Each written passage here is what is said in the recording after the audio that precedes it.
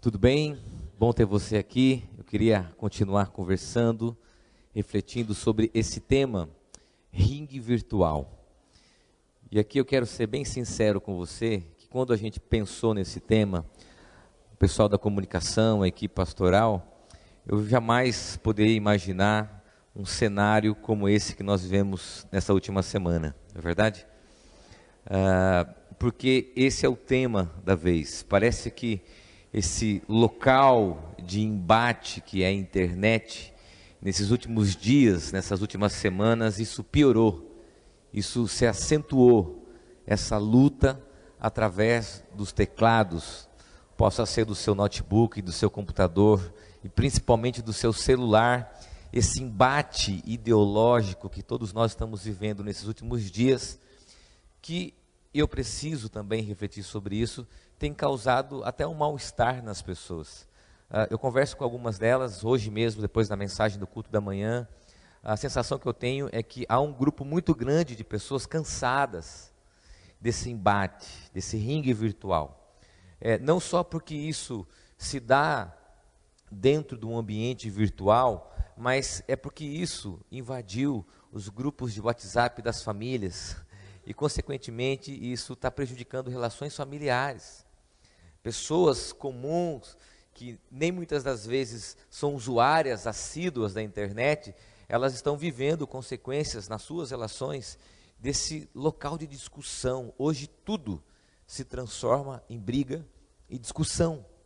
Agora, a ideia dessa série não é tão somente falar sobre a internet, mas é falar sobre o comportamento humano que é expresso nesse ambiente virtual. Eu diria que a internet é um extrato do comportamento humano. Eu diria que quando a gente olha o comportamento das pessoas, nós precisamos afirmar que isso não está desassociado da vida real. Assusta você? Me assusta ouvir, ler o que a gente lê na internet, mas eu queria dizer para você que o que nós vemos é o ser humano sendo exposto naquilo que é de pior. E a Bíblia, o Evangelho, também nos coloca diante dessa realidade. Essa realidade pesada, densa. Pessoas que são capazes de agredir, de ofender, tão somente para defender os seus pontos de vista, seu ponto de vista ideológico. Então, é uma forma bem clara de dizer a você que não podemos achar que a vida virtual é desassociada da vida real. Por esse sentimento, talvez, de que na vida virtual a gente pode manipular as coisas, essa falsa sensação de anonimato, essa falsa sensação de impunidade, a gente acha que nesse ambiente a gente pode ser o que nós não somos na vida real e, consequentemente, fazer coisas que nós não fazemos na vida real. Ok? Então essa é a reflexão, a afirmação de que o que nós vemos nesse ringue virtual é assustador, mas é o extrato do comportamento humano. E hoje eu queria falar sobre um tema, talvez desses temas que nós vamos trabalhar nesse mês, o mais desafiador, porque eu falei isso com a equipe, ontem conversei com a Bruna pregou isso em São Roque. O nosso desafio é falar sobre algo sem que esse algo seja politizado, ok? Então, talvez no meu início aqui de reflexão, alguns de vocês vão querer me colocar nessa polarização. Será que o Caio é daqui? Será que o Caio é dali? Eu quero dizer para você que eu estou no exercício desses últimos dias, não me deixando enquadrar nessa sua opinião. Eu sei que talvez aqui alguns vão sofrer com isso, para que a gente possa olhar para os princípios bíblicos e esses princípios bíblicos, ok? Apontarem para nós considerações. E o tema de hoje é polarização. Uma das características atuais é a polarização política e ideológica. Parece que só há duas opiniões e, consequentemente, duas visões do mundo. Qualquer ideia, o conceito se coloca em opostos. Ou você é, eu nem quero citar para a gente não exemplificar, mas a sua mente já está acompanhando esse raciocínio, olhando para as minhas mãos, ou você é desse lado, que para você é a sua esquerda e para mim é a direita, que bom, ou você é de esquerda, ou no seu caso, você está me olhando direita. E essas tentativas de enquadrar o mundo nessas duas visões de mundo, têm deixado pessoas feridas, machucadas, e causado alguns prejuízos importantes. Por quê? Porque tanto a visão daqui como a visão dali, olha que desafio, não citar nomes, elas são totalitárias. Esse grupo quer ter total domínio e total execução das suas ideias e querem que todos pensem como eles. E esse outro grupo também é totalitário, porque também quer e deseja que todos pensem como ele e que seus adversários, e aqui entra algumas palavras pesadas como inimigos, devem ser o quê? Executados. Não se assustem, mas os dois possuem o mesmo discurso totalitário. Quais são os prejuízos disso? O prejuízo é que essa compreensão, ela não só invadiu a internet, como também outras esferas da nossa vida, causando alguns prejuízos. Eu quero citar aqui esses prejuízos. Primeiro, a ausência do diálogo. Perdemos a capacidade de dialogar. Isso é fato. Hoje, a sensação que eu tenho é que nós não conversamos, nós disputamos. O diálogo foi deixado de lado para o embate.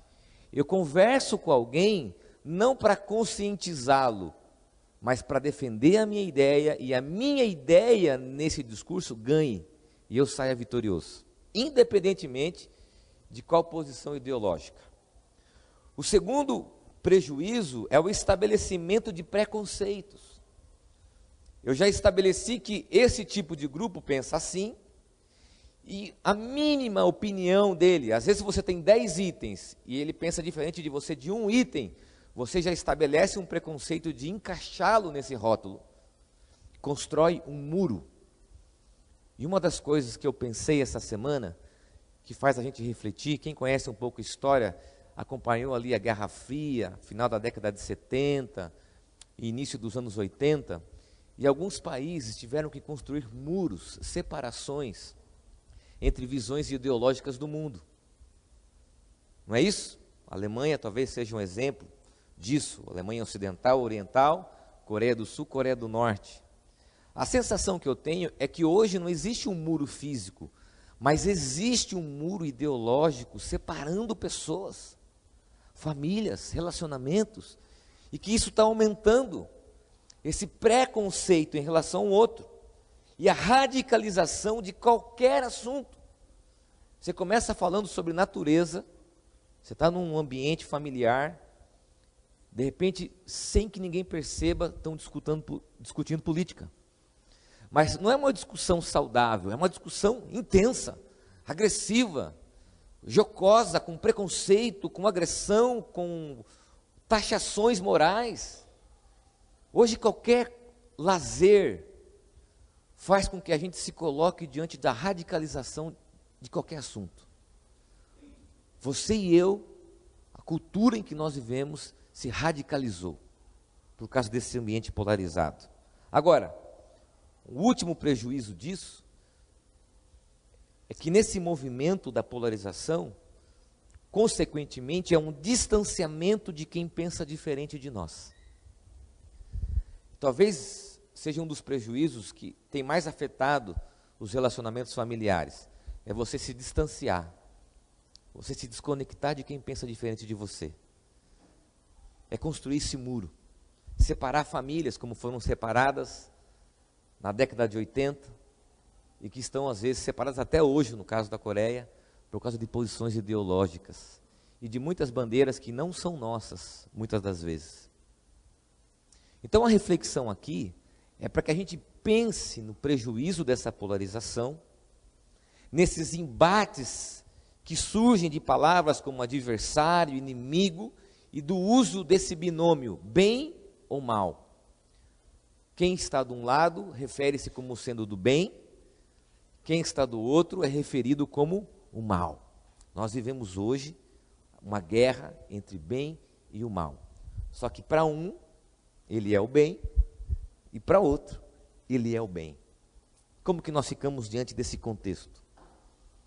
Quero voltar os nossos olhos para uma reflexão bíblica e o comportamento de Jesus diante de uma cultura em que ele vivia, que também era uma cultura crítica, que também era uma cultura religiosa, que também as pessoas tinham interesse em discutir publicamente qualquer ideia, e Jesus nos traz a seguinte experiência e ilustração no capítulo 13, do versículo 1 ao versículo 17. Mateus 13, do versículo 1 ao 17. Eu quero aqui rapidamente, para ajudar na nossa leitura bíblica, que você entenda esse contexto, ok? Do capítulo 13. No capítulo 12, que nós estudamos na semana passada, Jesus está cercado por religiosos dos mais variados grupos. Basicamente, 4 grupos de religiosos acompanham Jesus juntamente com a multidão, os discípulos, mas acompanham Jesus num tom crítico, olhando para a vida de Jesus e criticando aquilo que Jesus fazia e esperando que Jesus cometesse algum ato falho do ponto de vista religioso. Esses grupos religiosos eram especialistas em discutir religião em público. Há vários episódios no capítulo 12 que mostra o quão críticas essas pessoas eram em detrimento das suas ideias e das suas opiniões religiosas. Então, no capítulo 12, Jesus chega ao final dizendo o seguinte, o que nós pregamos na semana passada e refletimos: a boca fala o que o coração está cheio. Jesus chama aqueles religiosos críticos a uma reflexão entre a coerência daquilo que eles falam e aquilo que eles são. Nós pensamos sobre isso quando falamos sobre agressões virtuais. Dissemos que o dedo digita o que o coração está cheio. Agora, na passagem para o capítulo 13, Jesus começa a falar por parábolas. Jesus começa a ensinar as pessoas através de parábolas. Ele usa desse recurso didático com o objetivo de ensinar as pessoas, preste bem atenção, usando o imaginário popular e exemplos do cotidiano das pessoas. Mas também Jesus usa as parábolas para levar os ouvintes à reflexão e ao pensar. Quero explicar isso. As pessoas mais simples daquela época entendiam as palavras de Jesus e as parábolas, porque Jesus usava exemplos do cotidiano, usava coisas da vida habitual das pessoas. Os mais simples entendiam, agora os religiosos não entendiam. Os religiosos tinham uma dificuldade de entender essa metáfora, essa parábola, e o que Jesus queria dizer, porque eles estavam apenas atentos aos erros, aos temas polêmicos. E Jesus então, no capítulo 13, nesse contexto, diz o seguinte, é o que o Evangelho de Mateus nos mostra.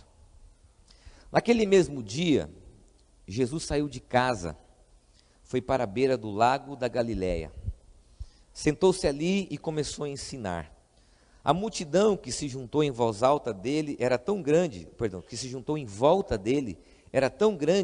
que ele entrou num barco e sentou-se, e o povo ficou em pé na praia. Jesus usou parábolas para ensinar muitas coisas, e ele disse: escutem, certo homem saiu para semear. Quando estava espalhando as sementes, algumas caíram na beira do caminho, e os passarinhos comeram tudo. Outra parte das sementes caiu num lugar onde haviam muitas pedras e pouca terra. As sementes brotaram logo porque a terra não era funda, mas quando o sol apareceu, queimou as plantas e elas secaram porque não tinham raízes. Outras sementes caíram no meio de espinhos que cresceram e sufocaram as plantas. Mas as sementes que caíram em terra boa produziram na base de 100, de 60 e de 30 grãos por um. E Jesus terminou dizendo, preste bem atenção aqui, Jesus terminou dizendo: se vocês têm ouvidos para ouvir, então ouçam. Então os discípulos chegaram perto de Jesus e perguntaram: por que é que o Senhor usa parábolas para falar com essas pessoas? Jesus respondeu: a vocês Deus mostra os segredos do reino do céu, mas a elas não. Pois quem tem receberá mais, para que tenha mais ainda, mas quem não tem, até o pouco que tem lhe será tirado. É por isso que eu uso parábolas para falar com essas pessoas, porque elas olham e não enxergam, escutam e não ouvem, e nem entendem. E assim acontece com essas pessoas o que disse o profeta Isaías: vocês ouvirão, mas não entenderão, olharão, mas não enxergarão nada, pois a mente deste povo está fechada. Eles taparam os ouvidos e fecharam os olhos, e se eles não tivessem feito isso, os seus olhos poderiam ver, e seus ouvidos poderiam ouvir, a sua mente poderia entender, e eles voltariam para mim, e eu os curaria, disse Deus. Jesus continuou dizendo: mas vocês, como são felizes, pois os seus olhos veem, e os seus ouvidos ouvem. Eu afirmo a vocês que isto é verdade. Muitos profetas e muitas outras pessoas do povo de Deus gostariam de ver o que vocês estão vendo, mas não puderam. E gostariam de ouvir o que vocês estão ouvindo, mas não ouviram. Você percebe a ênfase nesse texto da disciplina de ouvir? A primeira consideração desse relato é que Jesus indica a capacidade que todos deveríamos desenvolver a partir da nossa predisposição. Eu vou explicar isso. Jesus diz: se vocês têm ouvidos para ouvir, ouçam. Num tom irônico, Jesus mostra que nós não sabemos lidar devidamente com nossas capacidades. Quais delas? Ouvir. Chega até a ser interessante pensar que Jesus diz isso. Olha, quem tem ouvidos para ouvir, ouça. Porque isso reflete a nossa inabilidade como seres humanos de ouvir e de usar esse recurso da audição para prestar atenção naquilo que está acontecendo. Nesse sentido, eu queria dizer que o pior prejuízo nesse ambiente de polarização que nós vivemos é que nós perdemos a capacidade de ouvir o outro. Nós não mais ouvimos as pessoas e perdemos a capacidade de nos tornarmos tolerantes ao ouvir. E aí acontece o que há de pior, que ao invés de acolher, nós debatemos. Ao invés de ouvir, nós discutimos. Enquanto o outro fala, nós pensamos na resposta, porque isso é intolerância causada pela polarização. Esses dias, conversando com um amigo, faz parte do meu dia a dia, posso citá-lo, ele disse: Caio, eu estou tão ocupado, com tanta coisa para fazer, que quando eu chamo um Uber, eu vou pensando assim, eu espero que ele não fale nada, que não converse sobre o tempo, que não conte sua história, que não reclame do país, porque eu quero tão somente ficar em silêncio. Porque isso mostra a nossa intolerância em ouvir o outro. As pessoas estão falando, nós já estamos prontas a responder, a contra-argumentar, a replicar. Usamos até uma técnica de vendas aí, né? Quando o cara respira, a gente já entra, para não dar tempo que ele termine o seu raciocínio, e nesses embates perdemos a capacidade de ouvir o outro. Nós não ouvimos mais. Agora, pasmem, nós não só perdemos essa capacidade do ponto de vista político, e por isso eu queria falar sobre o extrato do comportamento humano. Nós perdemos a capacidade de ouvir as pessoas que estão próximas de nós. Você não ouve mais a sua esposa, seu marido, seus filhos, seus pais, seus amigos. Nós estamos impacientes. Perdemos a habilidade como seres humanos, porque isso faz parte do nosso DNA, enquanto pessoas que lidam com os seus defeitos, de ouvir. Agora, você sabe o que é o mais contraditório? É que nessa cultura, a gente gosta de ser ouvido, e a internet dá voz para todo mundo, mas nós perdemos a capacidade de ouvir. Então nós vivemos numa sociedade que dá voz para todas as pessoas, mas que ao mesmo tempo tem uma incapacidade de ouvir o outro. Olha que paradoxo e que contradição. Quando alguém começa a conversar, você liga já um equipamento na sua mente, dizendo o seguinte: bom, eu vou prestar atenção durante alguns segundos e depois eu vou me perder. Já conversou com alguém que está conversando, de repente o olho dela fixa num outro lugar, assim, longe? Você está falando e a pessoa está olhando para outro lugar, e de repente ela volta, sim, né? Tudo bem? É mais ou menos isso que é o diagnóstico do nosso comportamento. Eu tenho esse defeito, minha esposa está me ouvindo e eu preciso falar desse defeito, que às vezes eu estou lá em casa lendo um livro, lendo alguma coisa, e eu escuto uma coisa lá longe, bem longe, uma voz, que parece a professora do Charlie Brown, lá longe, e de repente essa voz vai aumentando, até que vem: amor! Falou: oi amor, me perdoe, me desculpa, eu estava concentrado, estava focado, porque a gente perdeu a habilidade de ouvir as pessoas. Por isso que Jesus chama a atenção e diz assim: quem tem ouvidos para ouvir, ouça. O entendimento deve acompanhar o ouvir. E segundo os comentaristas, o contrário ao ouvir, nesse texto, é o endurecimento. A gente foi estudar o texto junto. O contrário de ouvir é se endurecer. E eu acredito que nós nos endurecemos. A gente ouve alguém e fala assim: meu, que abobrinha esse cara está falando, como ele pode pensar assim? Mas que isso? E nós já julgamos com preconceito, porque perdemos a capacidade. E qual é a aplicação disso? A aplicação é que o Evangelho nos coloca diante da nossa humanidade e, consequentemente, das nossas incapacidades. A principal delas nesse texto: não sabemos ouvir. Por isso que Jesus, durante todo o início do capítulo, diz: olha, vocês estão ouvindo, vocês estão vendo e não estão entendendo.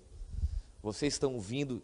Tinham pessoas lá do passado, cita o profeta Isaías, que gostariam de ver e ouvir que vocês estão ouvindo, e vocês não ouvem, porque vocês são incapazes de exercitar a escuta. Se a gente olha para as nossas relações familiares, a gente vai diagnosticar isso como algo grave. Segunda consideração: Jesus nos coloca diante de um imperativo.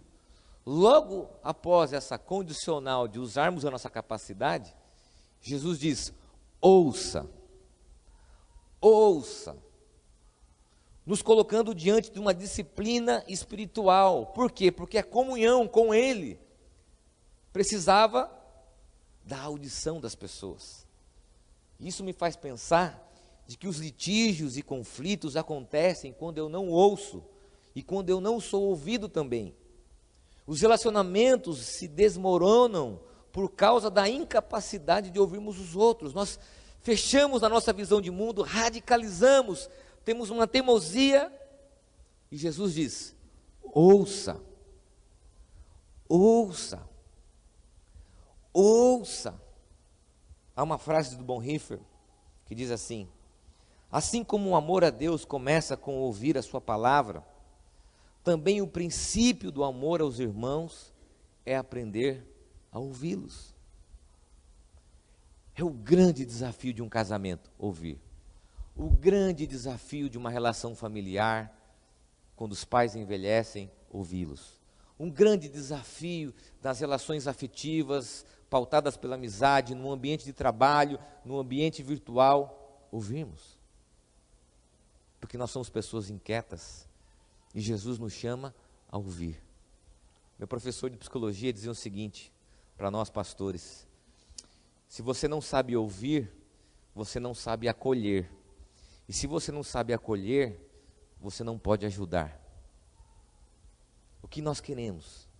Queremos que as pessoas nos ouçam, mas nós não queremos ouvi-las, para acolhê-las e de fato ajudá-las. Nós nos tornamos uma geração que fala, que se expressa, que publica constantemente as suas experiências, que opina muito. Meu Deus, como a gente tem opinião para tudo. Aliás, uma dica: não precisa opinar sobre tudo nas redes sociais, mas nós queremos, a internet nos traz essa potência, amplifica. Mas deixa eu dizer algo para você: num mundo como o nosso, Jesus está nos chamando a ouvirmos, principalmente ouvirmos a Ele, ouvirmos a Sua palavra, ouvirmos o que Ele tem para nós, ouvirmos as pessoas como uma disciplina para a nossa vida. Deixa eu desconstruir aqui um mito, na verdade um fake news, ok? Que é o tema da próxima semana. Talvez você já tenha ouvido essa ilustração que muitos já contaram. Por que você tem 2 ouvidos e uma boca? Né? as pessoas vão dizer, porque nós devemos ouvir mais. Por isso que Deus nos deu 2 ouvidos e uma boca. Quem conhece um pouco de fisiologia vai entender que não é isso.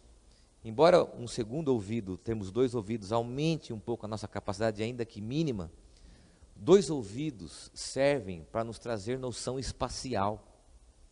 Os ouvidos servem para nos trazer equilíbrio, distância, percepção de espaço. Quando eu ouço um barulho aqui, eu sei que vem da minha direita, porque essa defasagem, eu sei que o Eliel fez uma piada com a minha cabeça hoje, falando que a minha defasagem é muito grande, e de fato é, né? Esse ouvido sofre com esse também vivem distantes. Quando eu faço isso, eu ouço, isso me dá uma noção de espaço. Então, quando alguém falar para você que nós temos 2 ouvidos para ouvir mais e uma boca para falar menos, diga o seguinte, não é verdade, nós temos 2 ouvidos para nos dar noção espacial, aonde nós estamos, quem nós somos, da onde está vindo a direção correta, qual o equilíbrio, qual a distância correta. Eu faria a seguinte aplicação, ouvir nos traz um senso de quem nós somos, da onde nós estamos, nos dando equilíbrio em relação à vida. Quem tem crise de labirintite sabe do que eu estou dizendo. Então, Jesus nos chama, ouça, ouça, ouça. Terceira e última consideração. A intolerância dos grupos religiosos, basicamente aqui 4 grupos religiosos, os fariseus, os saduceus, os escribas e os zelotes. A intolerância desses grupos acabaram por impedir que eles contemplassem quem eram os Messias, quem era de fato o Messias. Vou explicar isso. Eles estavam tão preocupados em categorizar Jesus, em ser críticos em relação ao que Jesus estava fazendo e quem ele era, que eles não perceberam quem era Jesus. Preste bem atenção aqui. Eles ficaram mais preocupados em encaixar Jesus teologicamente, doutrinariamente, que eles perderam a revelação do Messias. Esses grupos já tinham uma pré-compreensão e expectativa a respeito de como deveria ser o Messias.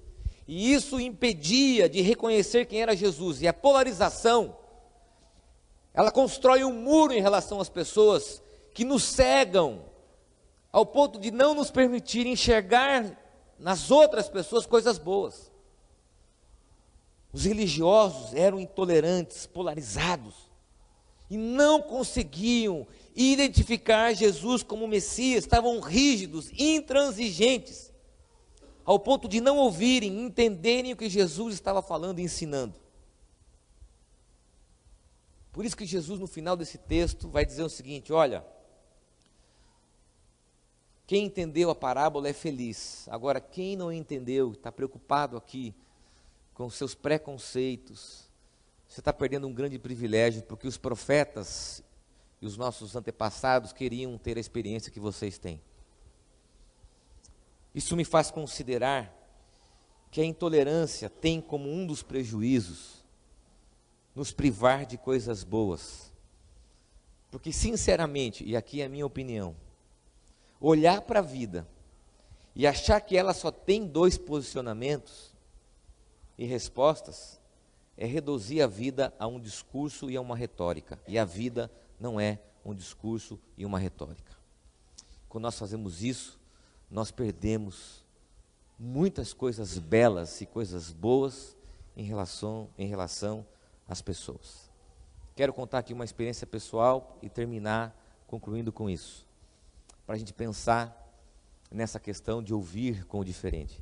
E aqui eu quero abrir meu coração para vocês, que eu tenho como grande desafio a paternidade. Eu sei que a paternidade exige muito de mim, ser pai exige muito de mim. E uma das coisas que a paternidade mais exige de mim é quando a criança vai crescendo e ela vai tendo a sua própria personalidade. Porque quando ela é pequena, você escolhe o que ela veste, se o sapato vai ornar com a camiseta, se você vai usar isso ou usar aquilo, o que você vai comer. Até uns 7 anos, 6 anos, você consegue determinar isso para a criança. Isso é tranquilo. mas de repente a criança começa a colocar a sua personalidade, começa a questionar, a ter o seu próprio gosto, a sua própria opinião. E vou dizer assim, francamente, é um dos grandes desafios da paternidade. Agora, vai crescendo e chega numa ilustração interessante, duas. Música. Quando você entra no carro, você tem a questão das músicas. Os meus filhos gostam de músicas totalmente diferentes do que eu gosto. Então você coloca lá um pendrive, põe essa música, põe aquela música, põe aquela música. Se você não souber ouvir e se abrir, sabe o que acontece?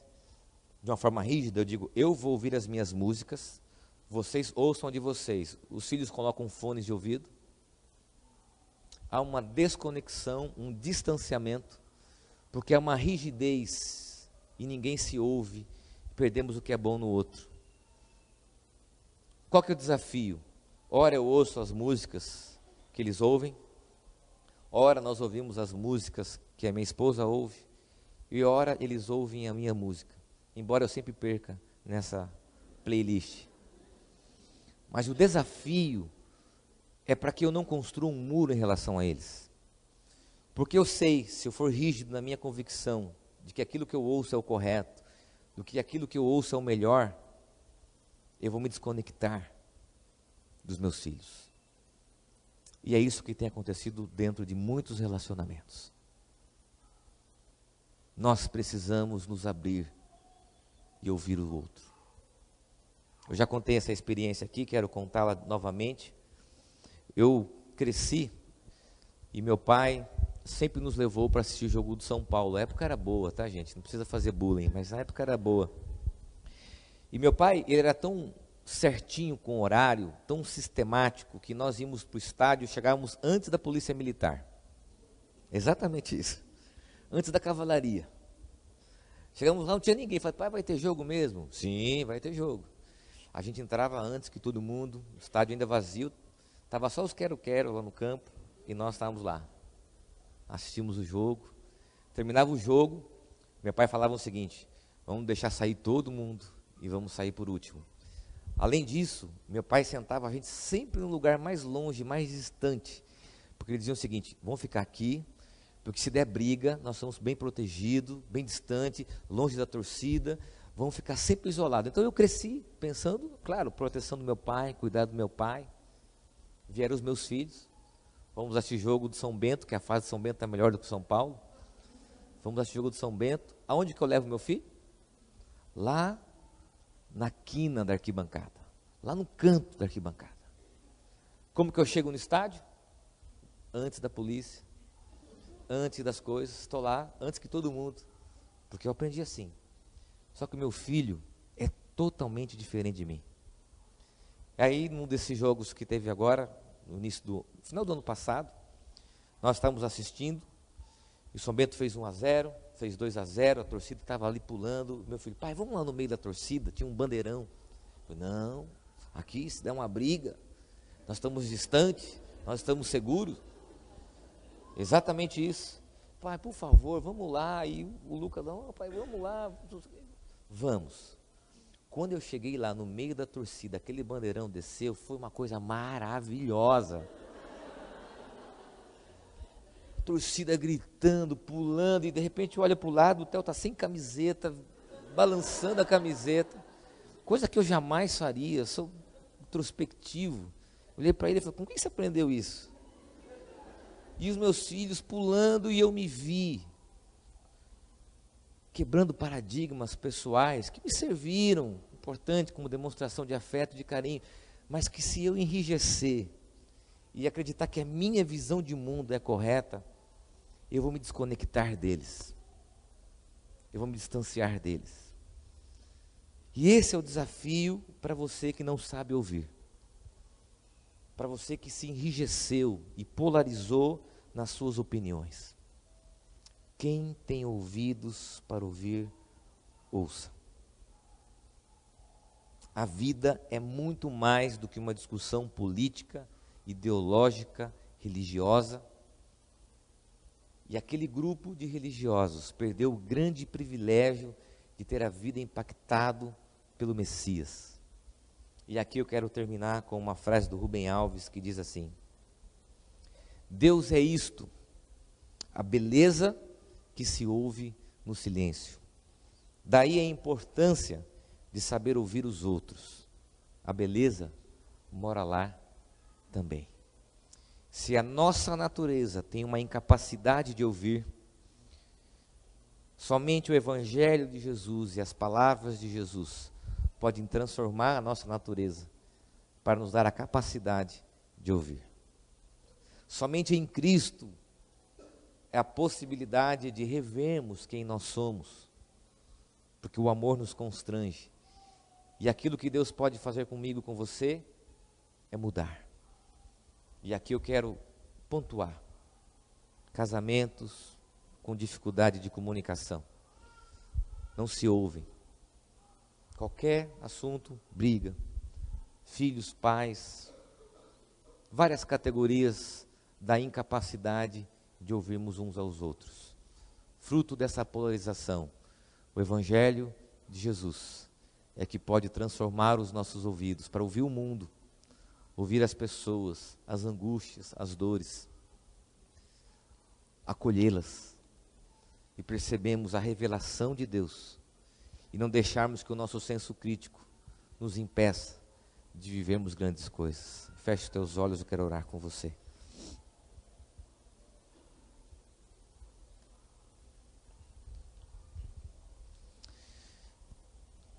Eu sei que é uma disciplina que exige muito de nós ouvir. É uma disciplina que talvez o nosso país está precisando. Menos agressividade, menos julgamento, menos preconceito. Diminuirmos a polarização. Nos colocarmos no lugar do outro. Porque os dias são maus. As pessoas taparam os seus ouvidos, como Jesus disse. As pessoas cegaram o seu entendimento e não mais compreendem. O texto diz que se nós ouvirmos, Ele se voltaria para nós e nos curaria. E somente o Evangelho de Jesus é que pode fazer isso por nós. Senhor, nós estamos aqui diante de Ti, pedindo que a Tua graça, o Teu amor, o Teu Santo Espírito venha sobre a nossa mente, o nosso entendimento, soprando, nos trazendo o discernimento, o entendimento para ouvirmos o Senhor, ouvirmos a Tua palavra, ouvirmos as pessoas e desenvolvermos a disciplina de ouvirmos no mundo falante, no mundo que tem dificuldade de ouvir, de acolher, ó Deus. Por isso, dá-nos essa disciplina e essa sensibilidade. Casais, relacionamentos, líderes de ministério, profissionais, que precisam aprender a ouvir. Precisam aprender a ouvir. Pela Tua graça, pelo Teu amor, é isso que eu oro no nome de Jesus. Amém e amém.